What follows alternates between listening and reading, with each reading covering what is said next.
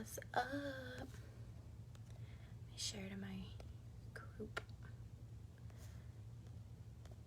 And I feel like this is crooked.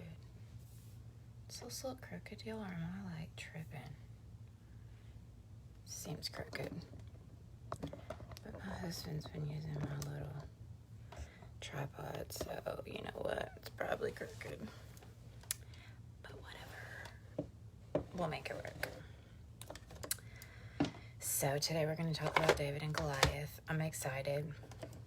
Like, obviously everybody knows this story, but like, do you? Like, do you really?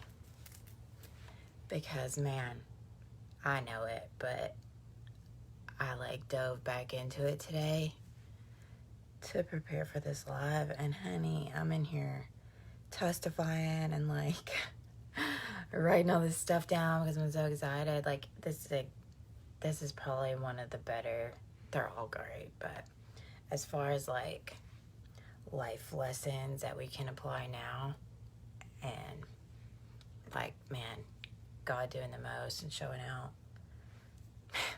it's a good one. It's so good. So we're gonna talk about David and Goliath. Say hey when you get on.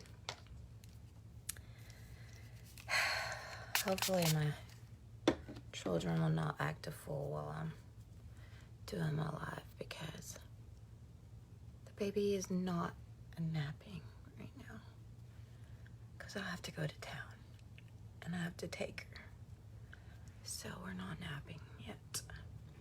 But anyway, let's talk about it. So here's what you need to know about this story before you hear it, okay? Like, I don't know about y'all, but I like to like know the setting and like a little bit of the backstory and like a little bit about the people that I'm going to talk about. Because if you're like me, if you read your Bible a lot, I'm going to say these names and you're not going to be like, who is that? Okay, but for my non-Christians, or for, you know, people who believe in God but don't read their Bible or whatever, maybe you just learning, I'm going to help you out.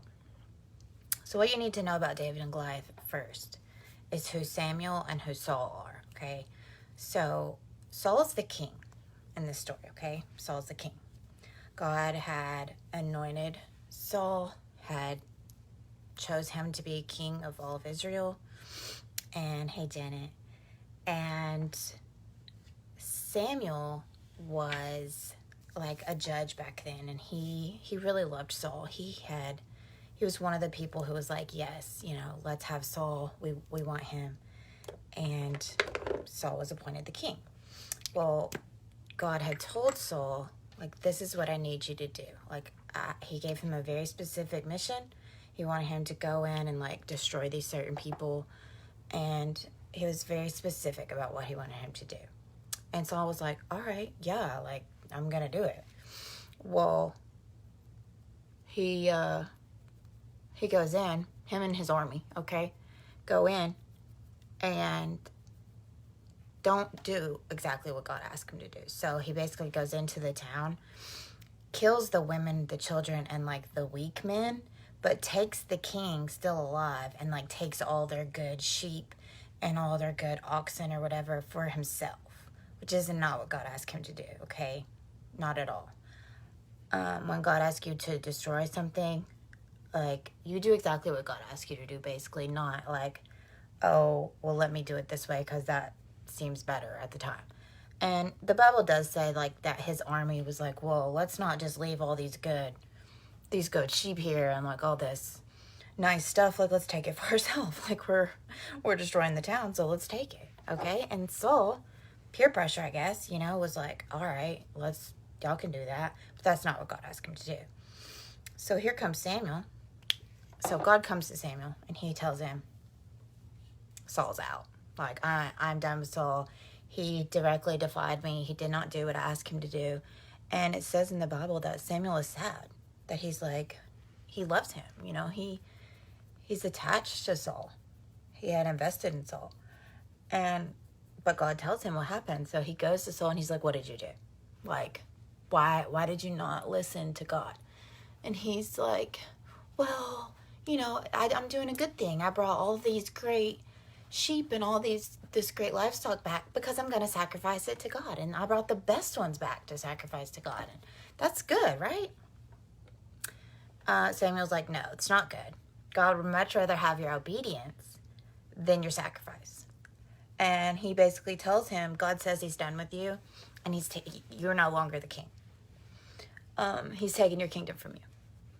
And Saul's like begging him and it actually says in the Bible that he like grabs onto his cloak, his, whatever he's wearing, and he like rips a piece off as he's going away. And he's like, listen, you can't change God's mind. He's not man. Once he makes a decision, that's it. Like, you can't, he's not a man, he's God. And so he's like, well, don't embarrass me, basically. Like, at least come down here with me while I'm making this sacrifice, or everybody's going to know that, that this has happened and nobody will respect me. Okay, mind you, they're in war at this time. Like, this is a whole army that Saul has under him. Hey, Sabrina. Hey, Heather. And he can't just lose every bit of respect or nobody will follow him anymore. So Samuel's like, all right, well, God said what he said and you heard it, and that ain't going to change, but I'm going to go down here with you. So he goes down there, blah, blah, blah. Well, a little bit later, God comes to Samuel and he says, listen, I want you're going to go get the new king. And Samuel's like, I can't do that. Like, if Saul finds out that I'm going to get the new king, like, he'll kill me. Like, that's not good. And God's like, no, I have a way. I'm telling you, it's already worked out. I just need you to go here and take this cup of oil, and I'm going to send you before. There was a man named Jesse, and he had several sons. Okay? Hey, Tiara. Hey, Holly. So he's like, I'm going to send you to this guy named Jesse. He has a lot of sons, and you're going to go before all the sons, and they're going to walk before you, and I'm going to tell you which one I have chosen. Samuel doesn't know which one is who God has picked. He has no idea. He just does what God asked him to do. So he goes to this guy named Jesse's house. And it says in the Bible that Jesse is old. He's like old enough to where his sons are basically doing everything for him. Okay? Meanwhile, there's a whole war going on. There's the army with Saul. Okay? So he gets there and he asks Jesse, hey, where's all your sons? I need you to bring all of your sons before me. Doesn't even tell him why. He just says to do it, and the guy does it. So he brings all of his sons, starting with the oldest. And it says in the Bible that in Samuel's mind, he's in his head, and God's talking to him, and he's like, in his mind, he's like, this oldest one is definitely it. Like, he looks the best. He's the most handsome. He's like the most fit. He has the most muscles. He's like going to be a good king. And God's like, no. Like, first of all, God says, I don't look at the appearance of somebody, I look at their heart. So the way you're looking at him has nothing to do with the way that I look at somebody. So he goes, that's not him. And he passes him by. And he does it again and again. And he goes through all 7 of Jesse's sons. And God still hasn't said, yeah, this is the one that I want you to anoint. And so Samuel looks at Jesse and he's like, you got any more kids? And sons, obviously, because it can only be sons. And Jesse goes, well, yeah, I have one more. He's the youngest, but he's out, like, with the flock, with the sheep, tending the sheep, because that's what he does. He's the youngest. And he goes, well, I need you to go get him. So he's like, all right. And he goes and gets him. So here he comes with David. Little shepherd boy David.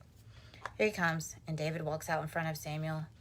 And he hears God tell him, yes, that is the one. So he pours the oil on David, and he anoints him. Okay? In their mind, as a family, Jesse and his sons, they only know that David's been anointed for something special. They don't know what. He doesn't tell them, hey, David's fixing to be the king. God's making him the king of a kingdom. He doesn't know this, okay? Meanwhile, the 3 oldest sons of Jesse all go off to war with Saul, okay? Here comes Saul. The war is moving now into their territory where they live.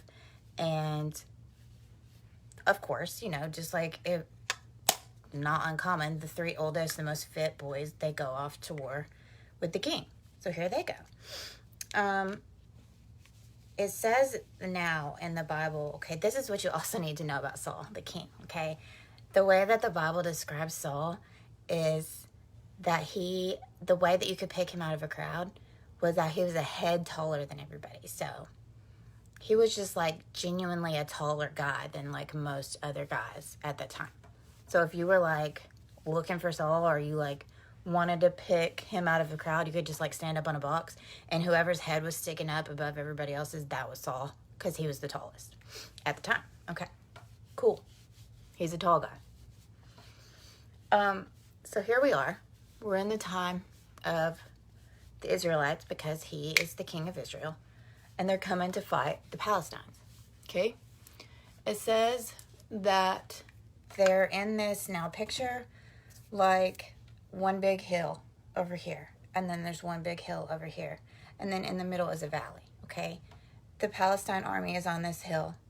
The Israelite army is on this hill, and they're looking at each other, and they're ready to fight. Like, everybody's got their weapons. There's no guns, y'all. There's like spears, and you know, they really fought back then. Like, have you ever seen the show Vikings? That's how they fought. Okay, it's real life. And they're ready. They're ready to come down into the valley and just slaughter each other, and whoever's the most standing at the end, that's who wins. Well, right as they're ready to charge, the Philistines come. Here comes this guy, okay? And then the Bible says that there's some debate, because the Bible uses cubics, which we don't use anymore, but he was between 8 and 9 feet tall, okay? Just tall. Like, we don't know anybody that's 8 or 9 feet tall. It's ridiculous. Not only that, but the man has 150-pound, like, armor vest on, okay? He has a helmet on that's made of complete bronze that's like, God only knows how much that weighs.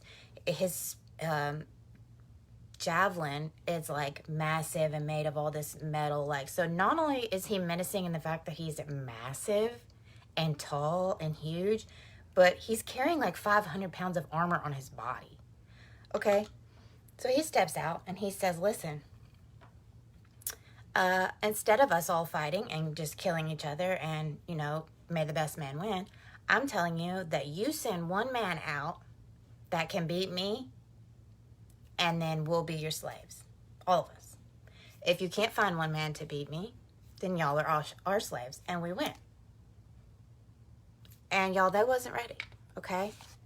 It says in the Bible that all the men were discouraged and fearful. Okay? The word discouraged means like you've lost all your courage. There's no more. They looked at him and they thought, we don't have anybody that can beat you, like, at all. Like, who are we sending?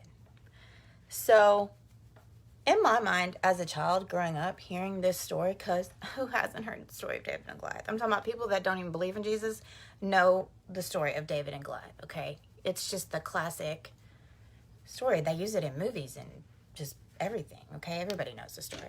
But my whole life growing up, I didn't realize a lot of things I'm about to tell you, okay? This is what I learned today. This is why I love Fridays. But this is what I learned. Why it's important for you to know that Saul was at the time a tall guy and like well known to be taller than everyone else is, and that he was the king. Clearly this was his job to step up. You're being called out.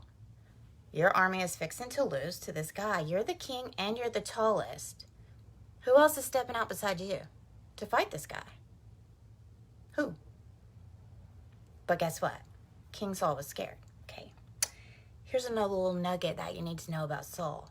When he defied God and didn't do what God asked him to do, God removed himself from Saul. So basically Saul lost the Holy Spirit at that point. And in place of that, he got what the Bible refers to as an evil spirit that would visit him from time to time, that would like come in and go out. It would be like when the evil spirit was there inside him, he would be like super anxious and like angry. Hello, Olivia. And he would be worried. So his army, like his main guys around him, where's my pencil? Would tell him, like, when this is happening to him, listen, like, you need somebody that can come and, like, pray over you and, like, play some good music when this is happening to, like, calm you down and help you with this spirit. And Saul's like, you know what, you're right. Like, that is what I need. It's like, who do we know that can do that? And they go, well, you know, we know this guy named Jesse. He has a son.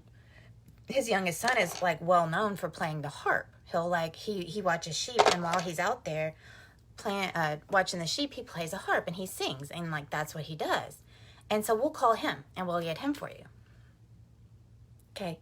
Only us now reading the Bible can understand the significance of this and how amazing this is, because they don't know what's happened at David's house and, like, what's happened in God's mind. They don't know that simultaneously as God is removing his spirit from Saul and, like, is done with Saul, that he's also anointing David at the same time. Okay? They don't know that. We know that while we're reading it, and I'm over here like, okay, what's about to happen?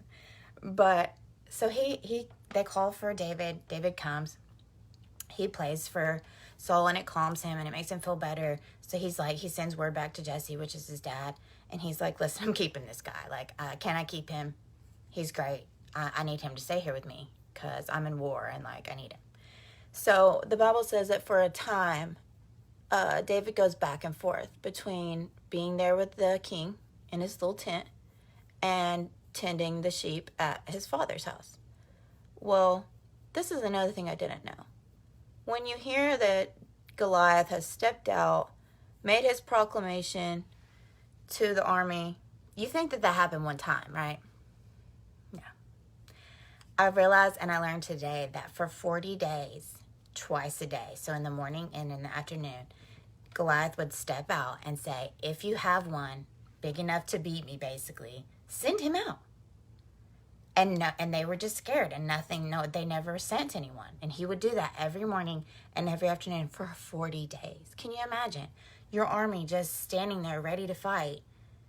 And listen, let's talk about this for a second too. How common is it that whenever you have an army at your back, you're ready for war? But when that army is now dwindled to one man having to fight, you're not that brave anymore, are you? Okay, let's talk about it. And that still happens today. Okay, so Saul, the king, is kind of like on his last leg at this point. He's like, he doesn't know what to do. Clearly, he's not fighting Goliath. He's like, I'm not doing it. So he is starting to offer up stuff to people. He's like, listen, I have a beautiful daughter, and whoever beats this guy, I will give her to you in marriage, and you can have my oldest daughter. Okay, mind you, this is not just marrying some hot girl. If you're marrying the king's daughter, you are now royalty. Okay, that's a big deal. So he offers that. Still, no one steps forward to say, yeah, I got you. Like, I'm fixing to beat this guy. No, silence, crickets. So then he goes even further because, you know, there's 40 days of this, and I didn't realize that at the time, but there's 40 days of them just, like, nail biting, thinking they're fixing to be slaves of these terrible people, okay? And then he's like, fine, how about this? You'll get to marry my daughter, and whoever beats this guy, that family will never have to pay taxes again, ever, okay? And that was a really big deal, too, back then. Like, I mean, it's still a big deal now, but, like, no taxes, so that was a big deal. Silence. Okay. So around the 40th day, here comes David. He had been at his dad's tending the sheep, and his dad comes out to him and he's like, hey, here's some bread, here's some cheese, and I need you to go take this to your brothers. Because remember, the three older brothers are in the army with the king. He's like, take this to your brothers, check on them, make sure they're okay, and just take this food to them. He's like, all right, Dad. So he makes sure he leaves the sheep with someone responsible, like, because that was his duty. He was just a shepherd. He was nothing else. Like, that was his only job. So he leaves the sheep with someone responsible. And I love that the Bible notates that. Like, you know, everything that the Bible says is important. So if they chose to put it in there, you need to know it. Okay? So they let you know that he leaves the sheep with someone responsible. So then he goes. He walks up there, and at this point, I guess he had always just been like off in the cut in the tent with Saul when he needed him to play the music, and he had never seen like the fighting part or like the men standing there, like what we would call the front line now. But when he gets there to deliver the food, he sees it for the first time, and it says in the Bible, he drops the bags of food and runs over there to them. Like, okay, mind you, this is what you also need to know about David. He was a child, not like a child, but by their standards, these are all men, and he was the youngest of Jesse's kids, so he had to have been like between 16 and 20. Not old enough for them to want him in the army, or big enough, okay? He was like small, like the little guy, the young guy. So he just runs right up in there to the front line. And it's like, what's going on? Like, why y'all just standing here? You know, he could tell that something was happening. And that's the first time that he hears. I guess it was like right at the time where Goliath was doing his thing and saying, either in the morning or the afternoon one, hey, if any of y'all are brave enough, come and take me out. And blah, blah, blah, says this little thing. And David hears it for the first time. And this is where it gets real. David turns around and looks at all of the soldiers, okay, all the tough guys, and says, who is this uncircumcised Philistine threatening God's people? Because you have to think, Israel is God's people. The Israelites are God's chosen people, and that's just how they looked at it themselves. Like, they knew they were God's chosen people, like, period. Okay, some of them weren't, like, in their minds being faithful to God, but most of them were, okay? And so for the first time, instead of seeing this battle like a man-to-man battle, David looks at them and he's like, this man, no matter how big, is no match for God. Like, why are y'all scared? And so imagine the butthurtness of all these men being told by this young guy, what y'all scared for? Like, why y'all all just standing here being punked by this big guy when y'all are God's people? They didn't take too well to that, okay? Of course, we know guys and their egos. So here comes David's oldest brother, the oldest. And I would like to notate that the enemy, the devil, Satan, however you want to refer to him, is still alive and working today, and he will still do this right here, what I'm about to tell you today in your life, okay? He will use sometimes the people that you just expect to have your back, your friends, your family, whoever, to discourage you real quick. So here comes the brother, and he discourages him in 4 ways. First, he questions. Someone just called me. It always happens. First, he questions his motive, and he's like, why are you even here? Like, what are you even doing here? Like, you don't even belong here. You're not even in the army. Like, why are you here? Then he moves on from that to immediately questioning his responsibilities. He's like, where's the sheep? Like, no one's watching the sheep, are they? You just dipped off from the sheep and left the sheep, and they're probably not being taken care of. And ain't that how it works? Like, discouragement is a massive tool that the devil will use. Like, you'll think you're fixing to do something great, and then here will come all the questions. Like, well, what about this? What about that? You might not be good at it, or you probably shouldn't even be here. Or what about this other thing you should be doing? Or like a million things, okay? And it won't just come right from the devil. It'll come from people that are close to you, okay? Then, this is my favorite part. Then he goes, well, I know you. I know you, David. Like, I know you didn't come here for a good reason. I know you.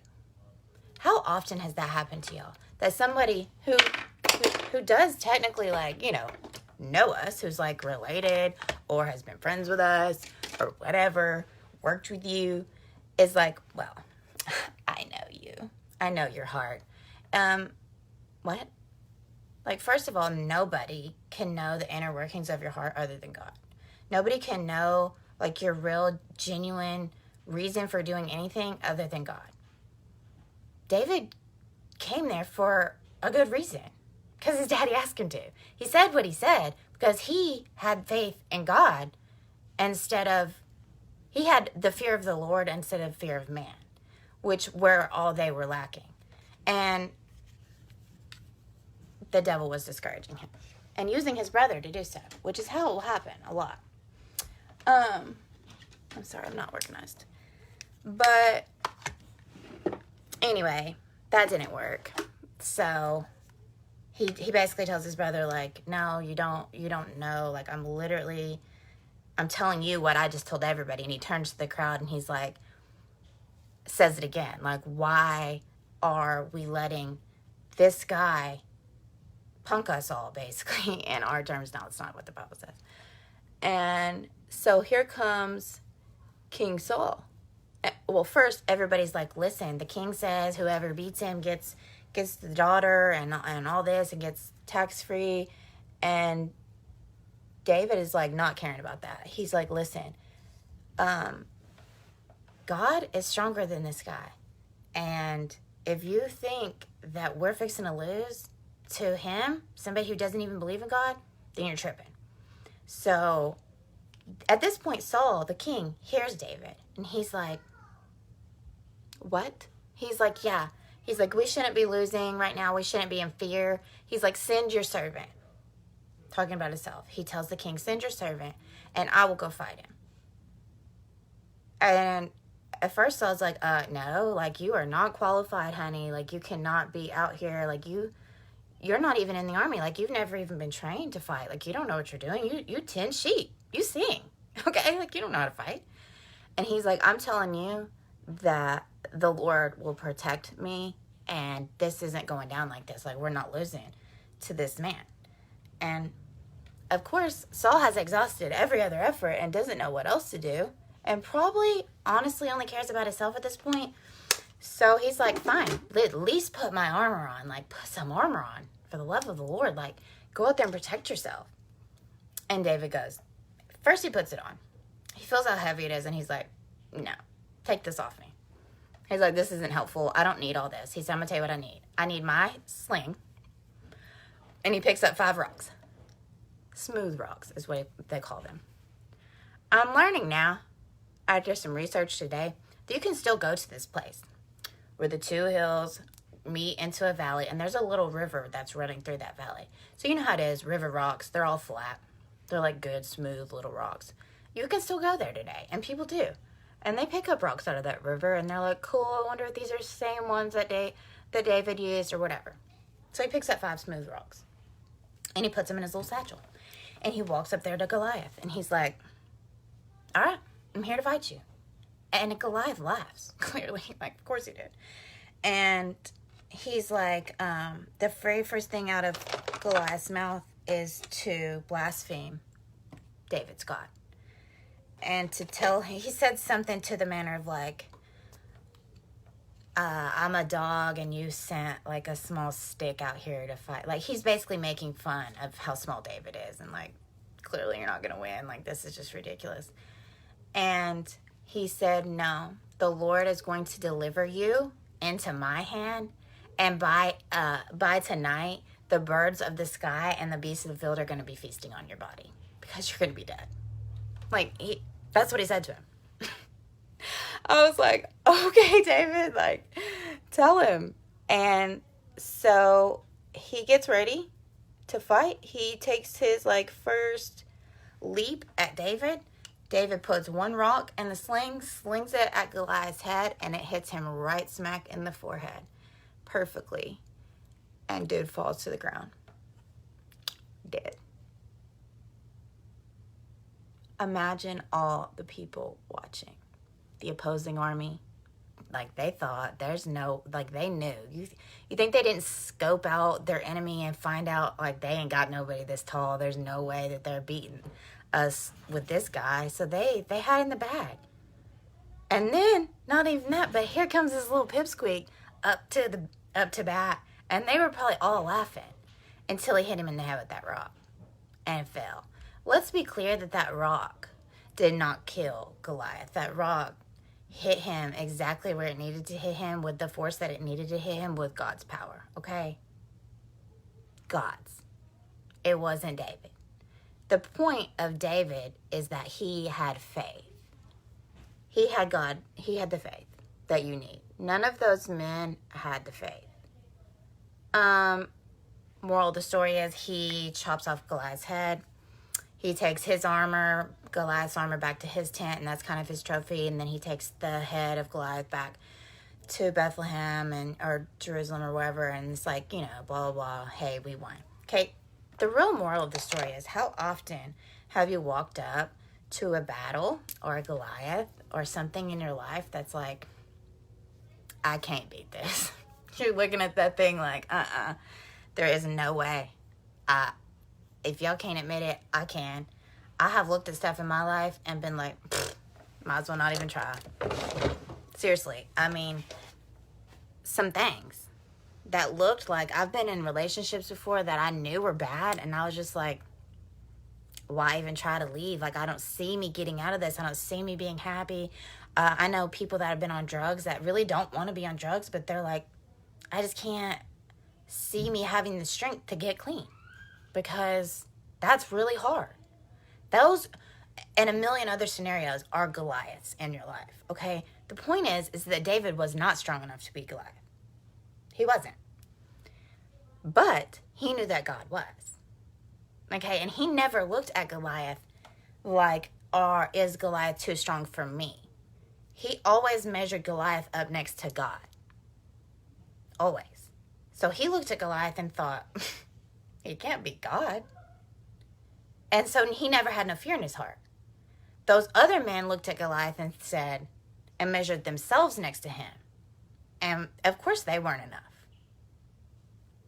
And that is the beauty of it. When you measure yourself up next to your problem or your battle, you're not enough. You're not big enough. You're not strong enough. You don't have enough willpower all the time. You don't have enough patience.